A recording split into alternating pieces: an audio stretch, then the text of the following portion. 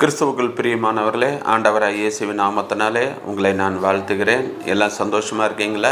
ஷம்மா ஊழியத்தின் சார்பாக தியான நிகழ்ச்சிக்கு வந்திருக்கிற ஒவ்வொருவரையும் கர்த்தர் ஆசீர்வதிப்பாராக உங்களை வாழ்த்தி வரவேற்கிறேன். இந்த நாளிலும் வேதத்திலிருந்து ஒரு வசனத்தை வாசித்து தியானித்து நாம் கடந்து செல்வோம்.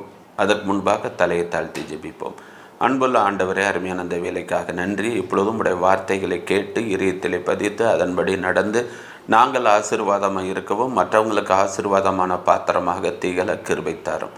ஆவியானவரே, நீர் எங்களுக்கு உதவி செய்யும். இயேசுவின் நாமத்தில் ஜெபிக்கிறோம் நல்ல பிதாவே, ஆமென். இந்த நாளிலும் வேதத்திலிருந்து ஒரு வசனத்தை வாசித்து தியானித்து கடந்து செல்வோம். யோவான் எழுதின சுவிசேஷம் 7ஆம் அதிகாரம் 18ஆம் வசனம். சுயமாய் பேசுகிறவன் தன் சுய மகிமையை தேடுகிறான், தன்னை அனுப்பினவரின் மகிமையை தேடுகிறவனோ உண்மையுள்ளவனாய் இருக்கிறான், அவனிடத்தில் அநீதி இல்லை. சுயமாய் பேசுகிறவன் தன் சுய மகிமையை தேடுகிறான். இன்றைக்கி நம்ம சுயநலத்தை குறித்து தான் இன்றைக்கி நம்ம தியானிக்க போகிறோம். இன்றைக்கி எப்பேற்பட்ட மனுஷனாக இருந்தாலும் அவங்களுக்குள்ள ஒரு சுயம் இருக்குது. பார்த்தீங்களா? ஆண்டவர் இந்த சுயத்தை தான் வெறுக்கிறார். சுயநலமாக இராதே. இன்றைக்கி ஆவிக்குரிய வாழ்க்கையில் நல்ல பைபிள் வாசி ஜெபம் பண்ணி அபிஷேகம் பெற்று வரங்கள் பெற்றவங்க கூட அவங்ககிட்ட அந்த சுயம் அப்பப்பப்பா தலையை தூக்குது. அதனால தான் பவுல் என்ன சொல்கிறாருன்னா, அந்த சுயத்தை, நான் என்ற சுயத்தை சிலுவையிலே அறைந்து விடுகிறார். நீங்கள் வேதத்தில் கலாத்தியர் 2ஆம் அதிகாரம் 20ஆம் வசனத்தில் இனி நான் அல்ல, இனி நான், இந்த நான் என்ற சுயத்தை சிலுவையில் அறைஞ்சிட்டார். அது மட்டும் இல்லை, கலாத்தியர் 6:16 நானும் சிலுவையில் அறையுண்டு இருக்கிறேன். அவர் இனிமேல் சுயமாக பேசுகிறதோ சுயமாக எங்கேயும் போகிறதோ எல்லாம் முந்தின அப்படி இருந்தேன். இப்போ ஆண்டவர் என்ன சொல்கிறாரோ அதைத்தான் பேசுவேன். ஆண்டவர் எங்கே சொல்கிறாரோ அங்கே தான் போவேன். எல்லா இடத்துலையும் பாருங்கள், அந்த சுயம் எனக்கு நான், என் குடும்பம். ஆண்டவர் சொல்கிறாரு, அந்த சுயத்தெல்லாம் அகற்றி போடு, அந்த சுயம் உனக்கு வேண்டாம். எப்படின்னு இங்கே சொல்ல பார்க்கிறோம். நம்மளுக்கு முன்மாதிரி ஜீசஸ் தாங்க. பேதுரு சொல்கிறார்ல, அவருடைய அடிச்சுவடுகளை பின்பற்றும்படி அவர் நம்மளுக்கு மாதிரியே முன்வைத்து போனார். அவர் தாங்க நம்மளுக்கு ரோல் மாடல். அவர் எப்படி வாழ்ந்தாரோ அது மாதிரி தான் நம்மளும் வாழணும். நீங்கள் வேதத்தில் நிறைய வசனத்தை பார்த்தீங்கன்னா, இந்த யோவான் எழுதின சுவிசேஷம் 5ஆம் அதிகாரம் 30ஆம் வசனத்தில் பார்த்தீங்கன்னா, நான் சுயமாய் ஒன்றும் பேசவில்லை, நான் சுயமாய் ஒன்றும் செய்கிறதில்லை. நான் ஒன்றும் சுயமாக செய்ய மாட்டேன். பிதா என்ன செய்ய சொல்கிறாரோ அதுதான். பிதா நான் என்ற ஊருக்கு போக சொன்னார், நான் போனேன். பிதா எருசலேம் போக சொன்னார், போனார். பிதா அங்கே லேகியன் பிசாசு பிடிச்சோம்னா சுகமாக்கினார். அவனை தான். பிதா என்ன சொல்கிறாரோ அதைத்தான். நான் சுயமாய் ஒன்றும் செய்கிறதில்லை. அதனால தான் அந்த கானா ஒரு கல்யாணத்தில் மரியாள் சொல்கிறாங்க, திராட்சை ரசம் குறைஞ்சி போச்சான்னு. ஆண்டவர், அப்படியே நான் இந்த வாரேன், நான் போய் இந்த ஒரு அற்புதம் செய்யலை.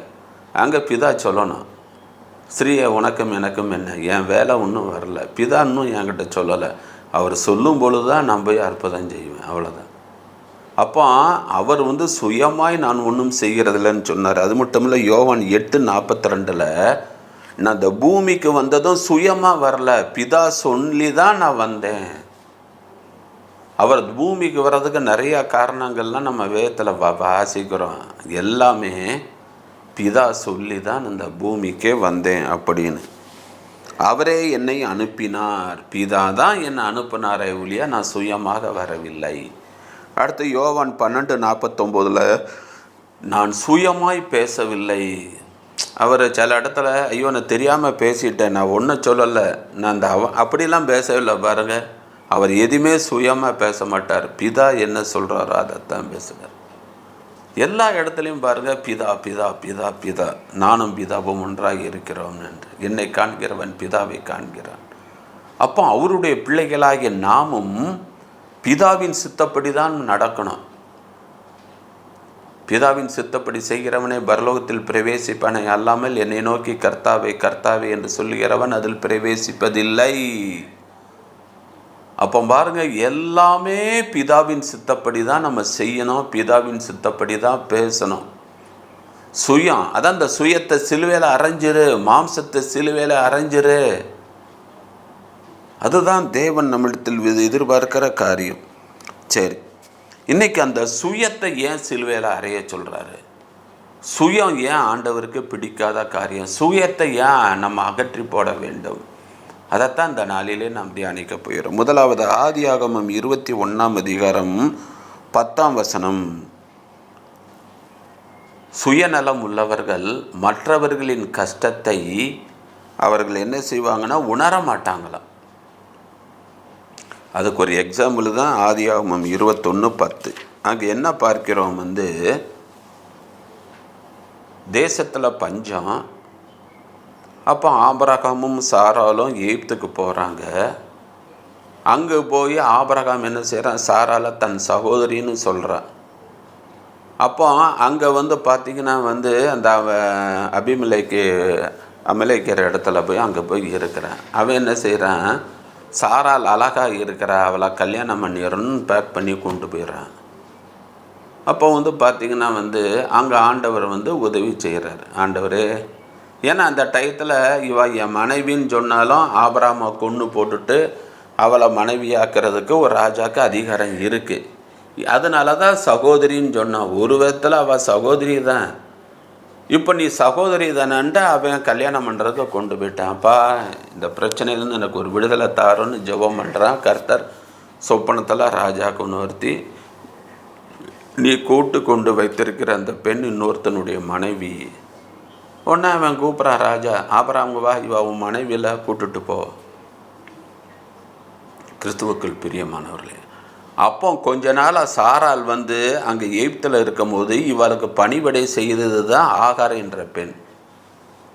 உடனே இவ என்ன செய்கிறா, வரும்பொழுது ஆகாரையும் கூட்டுட்டு வந்துடுறான்.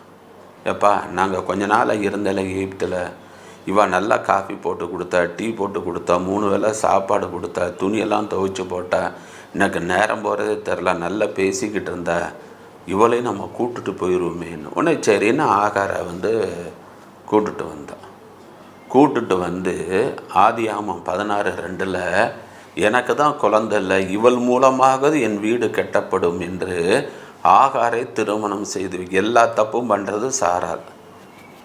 சொல்லுவாங்களே என்னமோ வீதியில் போகிறேன்னா என் வீட்டுக்கு கூப்பிட்டு வந்த மாதிரின்னு எகிப்தில் இருக்கிற ஆகாரை இங்கே வீட்டுக்கு கூப்பிட்டு திருமணம் செய்து வைத்து விடுகிறார். இப்போ பார்த்துங்க அவள் கன்சீவ் ஆகிறாள், சாரால் கன்சீவ் ஆகலை. இப்போ ஆகார் சாராலை இன்சல்ட் பண்ணுறா. இப்போ போய் ஆபிரகாம்கிட்ட போய் பாருங்கள், அவள் என்னை கேலி பண்ணுறா, என்னை நக்கல் பண்ணுறா, என்னை மதிக்கிறதே கிடையாது அப்படின்னு. அதுக்கு பிறகு அவனுக்கு ஒரு குழந்தை பிறக்குது, இஸ்மவேல். அப்போ இஸ்மவேல் ஈசாக்கை இன்சல்ட் பண்ணுறான் இங்கே. அப்போ இந்த பிரச்சனை நடந்துக்கிட்டே இருக்குது. என்றைக்கு ஆகார் வீட்டுக்குள்ளே வந்தாலும் அதுலேருந்து சாராளுக்கு ஒரே பிரச்சனை, டென்ஷன். உடனே அவன் என்ன செய்கிறான், ஆபிரகாம்கிட்ட நீங்கள் ஒன்று செய்யுங்க. என்ன செய்யணும், ஆகாரையும் அவர் பிள்ளையும் புறம்பே தள்ளும் சொல்லிவிட்டு அவள் போயிட்டா. இவனுக்கு அது துக்கமாக இருக்குது. என்னடா என்னதான் இருந்தாலும் தன்னுடைய மனைவியாச்சு, பிறந்த பிள்ளையாச்சு, இவளை எப்படி அனுப்ப பாருங்கள். அந்த சாரால் நினச்சி பார்த்தாளா, ஐயோ இந்த பிள்ளையை வீட்டை விட்டு விரட்ட சொல்கிறோம், அவள் எங்கே போவா, சாப்பாட்டுக்கு என்ன செய்வா, வாழ்வாதாரம் என்ன, பிள்ளையோடு அனுப்புகிறோமே, அதெல்லாம் கொஞ்சம் நினைக்கிறாள். ஏன்னா அந்த சுயநலம்தான் மற்றவர்கள் படுகின்ற கஷ்டத்தை உணர மாட்டாங்க. நீங்கள் ஆதியாகமம் 25ஆம் வசனத்தில் 25ஆம் அதிகாரத்தில் அங்கே ஆபிரகாம் அங்கே இன்னொரு மனைவி பிள்ளைகள் எல்லாத்தையும் நீங்கள் பார்த்தீங்கன்னா அவளுக்கெல்லாம் செட்டில் பண்ணுவதை பார்க்கிறோம். அப்போ அவளுக்கெல்லாம் உதவி செஞ்சது இந்த ஆகாருக்கு என்ன செஞ்சுருக்கணும், சரிம்மா உனக்கு இந்த ஆடு மாடு தரேன், இந்த நிலத்தை தரேன், நீ அங்கே ஜீவனம் பண்ணிக்கோ அப்படின்னு அவளுக்கு கொடுக்க வேண்டியதெல்லாம் கொடுத்துருக்கணும். ஒன்றும் இல்லாமல் வெறும் அப்பத்தையும் தண்ணீரையும் கூட அது எத்தனை நாளைக்கு வரும்? ஈசாவுக்கு கண் மங்களாகி சாகிற டயத்தில் ஏசா அங்கே வாப்பா, நீ எனக்கு நல்ல ருசியாக பதார்த்தங்களை கொண்டு வா, நான் உன்னை ஆசீர்வதிக்கணும், நீ இதை ரெபேக்கால் விட்டு கேட்ட. மூத்தவன் இளையவனை சேவிப்பான்னு தானே ஆண்டவர் சொன்னார். இங்கே பெரியவன் ஆசீர்வதிக்க போகிறானே. உடனே நினச்சி ஏசாய் அட்ரஸை இவனுக்கு போட்டு நல்ல மட்டன் சிக்கன்லாம் வச்சு நல்லா கொடுத்து ஆசீர்வாதத்துக்கு அனுப்புகிறான். காரணம் எனக்கு சின்னவன் தான் பிடிக்கும். இன்றைக்கி நிறைய பேர் இந்த தப்பை தாங்க செய்கிறாங்க. எனக்கு மூத்தவன் தான் பிடிக்கும், எனக்கு சின்னவன் தான் பிடிக்கும், எனக்கு பொம்பளை பிள்ளை தான் பிடிக்கும், எனக்கு சின்னவ தான் பிடிக்கும். இதனால் அவங்களுக்கு ஆமாம்மா உங்களுக்கு பெரியவ தான் பெருசு, உங்களுக்கு சின்னவே தான் பெருசு, உங்களுக்கு பொம்பளை பிள்ளைன்னா போதும். இந்த கசப்பு பிரிவினெல்லாம் வர்றது காரணம் இந்த பேரண்ட்ஸ். அதுக்கு காரணம் பாருங்க, அந்த சுயம். எனக்கு என் பிள்ளை, எனக்கு இவன் தான். அந்த சுயம் பகையை உண்டாக்க பாருங்க. அதோட யோசேப்பு போனவன் தான் அம்மாவை பார்க்க முடியல கடைசி வரை. எவ்வளவு அந்த வீட்டில் கசப்புகள், பிரிவினைகள், வேதனைகள். இதுக்கெல்லாம் காரணம் என்ன? அந்த சுயநமாக செயல்பட்டதுனால தான். அதுபோல தான் 1 சாமுவேல் 1:7 பெண்ணினாளுக்கு பாருங்கள், அவளுக்கு மட்டும் ரெட்டிப்பான பங்கு. இதுதான் பெண்ணினால் கடந்த 6. இன்னும் உங்களுக்கு அண்ணால் தான் முக்கியமாக போச்சோ? ஒன்று அண்ணாமலை கசப்பாக காட்ட வேண்டியது. யாருக்குமே பார்சியாலிட்டி காட்டாதீங்க, எல்லாரையும் சமமாக நடத்துங்க. ஆண்டவர் பார்சியாலிட்டியாக காட்டினார். அவர் நல்லோர் மேலும் புல்லோர் மேலும் மலையை வர்ஷிக்க பண்ணுகிற தேவன் அல்லவா? அவருக்கு எல்லாம் ஒன்று தான். அவருடைய பார்வையில் சின்ன பாவம் ஒன்று தான், பெரிய பாவம் ஒன்று தான். பாவம் தான். ஆண்டவருக்கு எல்லாம் தான் ஒன்று. அவர் எல்லாத்தையும் தான் நேசிக்கிறார். எல்லாருக்காக தான் ரத்தம் சிந்தினார். எல்லாருக்காகவும் தான் அவர் ஜீவனை கொடுத்தார். அவருடைய பிள்ளைகளாகிய நாமும் அப்படி நடக்க வேண்டும். சரி, 3வதாக அப்போஸ்தலர் 27:11 இந்த சுயநலம் உள்ளவர்கள் புத்திமதியை ஏற்றுக்கொள்ள மாட்டார்கள். அப்போஸ்தலர் 27:11 நம்ம அதை வாசிக்கிறோம். பவுல் சொல்கிறான், இல்லைப்பா போக வேண்டாம், புயல்கள்லாம் வரோம் அப்படின்னு. ஆனால் மாலுமி கேட்க வேண்டாம். ஒரு கைதி இவன் பேச்சை நான் கேட்கவா? போயா அப்படின்னு. எல்லாம் கிளைமேட்டு நல்லா தான் இருக்குது, காற்று ஜில்லு ஜில்லுன்னு அடிக்குது போ. அந்த பவுலுடைய புத்திமதியை அவன் ஏற்றுக்கொள்ளலை. பாருங்கள், பாதி தூரம் போன பிறகு தான் புயல் அடிக்குது, சேதம் வருது. அப்போ தான் சொல்கிறார், இல்லை நீங்கள் ஒன்றும் பயப்படாதீங்க, கப்பலுக்கு தான் சேதம் வரும், மீதி ஒன்றும் வராது அப்படின்னு. கடைசியில் பாருங்கள், மிலித்தா தீவில் போய் அங்கே போய் விழுந்தாங்க. அப்போ இந்த அங்கே கைதியாக போன அந்த பவுல் கேப்டனாக கடைசியில் செயல்படுறான். தகுந்த நேரத்தில் கொடுக்கப்படுகின்ற ஆலோசனை வெள்ளித்தட்டில் வர்க்கப்பட்ட பொற்பழங்களுக்கு சமம். சில நேரம் அந்த ஆலோசனை ரொம்ப பயனுள்ளதாக இருக்கும், ஏற்ற காலத்தில் சொல்கிற ஆலோசனை. ஆனால் நம்ம இந்த யார் சுயநலமாக இருக்காங்களோ அவங்க மற்றவங்க சொல்கிறத கேட்க மாட்டாங்க. நான் யாருன்னு தெரியுமா? என் பேக்ரவுண்ட் என்னன்னு தெரியுமா? நான் எவ்வளோ பெரிய ஆள் தெரியுமா? நீ எனக்கு புத்திமதி சொல்கிறியாக்கம் அப்படின்றவாங்க. யாராக இருந்தாலும் மற்றவங்க சொல்கிற புத்திமதியை கேளுங்க. நீங்கள் கேட்காட்டி நீங்கள் சுயநலம் உள்ளவர்கள்னு அர்த்தம். அப்போ இந்த நாளிலே சுயநலமாக இருக்கக்கூடாது. பவுல் எப்படி சுயத்தை சிலுவையில் அறைஞ்சாங்களோ, அவனும் சிலுவையில் அறையப்பட்டானோ, அதுபோல் நம்மளும் சிலுவையில் அறையப்பட வேண்டும். அந்த சுயத்தை அரைஞ்சி இனி நான் அல்ல, இனி நான், ஆண்டவர் தான். இயேசு எப்பவும் பிதா பிதா பிதான்னு போல நம்மளும் ஆண்டவர் என்ன சொல்கிறாரோ அதுபடி தான் பேசுவேன், ஆண்டவர் என்ன சொல்கிறாரோ அதைத்தான் செய்வேன், ஆண்டவர் எங்கே போக சொல்கிறாரோ அங்கே தான் போவேன் அப்படின்னு இந்த சுயத்தை சிலுவையில் அறைந்து கர்த்தருடைய சித்தப்படி நாம் நடந்தால்தான் நாம் பரலோக ராஜ்யத்துக்குள் பிரவேசிக்க முடியும். கர்த்தர் நம்மை ஆசீர்வதிக்க மட்டும் முடியும். அப்படிப்பட்ட கிருபைகளை தேவன் நம்மளுக்கு தர தலையை தாழ்த்தி ஜெபிப்போம். அன்புள்ள ஆண்டவரே, அருமையான இந்த வேலைக்காக நன்றி. இதுவரை நாங்கள் சுயமாக நடந்தோம், சுயமாக பேசணும், சுயமாக செயல்பட்டோம். அது தவறு என்பதை நீர் உணர்த்தினீர் ஆண்டவரே. அந்த சுயத்தை நாங்கள் சிலுவையில் அறைந்து விடுகிறோம் அப்பா. இனி நான் அல்ல, கிறிஸ்துவே எங்களுக்குள் ஜீவிக்கிறீர் என்றது விசுவாசத்தோடு செயல்பட கிருபை தாரும். இந்த செய்தியை கேட்டுக்கொண்டிருக்கிற ஒவ்வொருத்தருடைய சுயத்தெல்லாம் சிலுவையில் அறைந்து விடும் ஆண்டவரே. உம்முடைய சித்தப்படி நடக்க அனுக்கிரகம் பாராட்டும். நீங்கள் அப்படி செய்யப்படுற கிருபைக்காக நன்றி. ஆசீர்வதியும் வழி நடத்தும். இயேசுவின் நாமத்தில் ஜெபிக்கிறோம் நல்ல பிதாவே, ஆமென். கிறிஸ்துவுக்குள் பிரியமானவர்களே, இந்த செய்தி மிகவும் பிரயோஜனம் உள்ளதாக இருக்கும் என்று நான் நினைக்கிறேன். கர்த்தர் உங்களை அபரிதமாக ஆசீர்வதிப்பாராக. God bless you.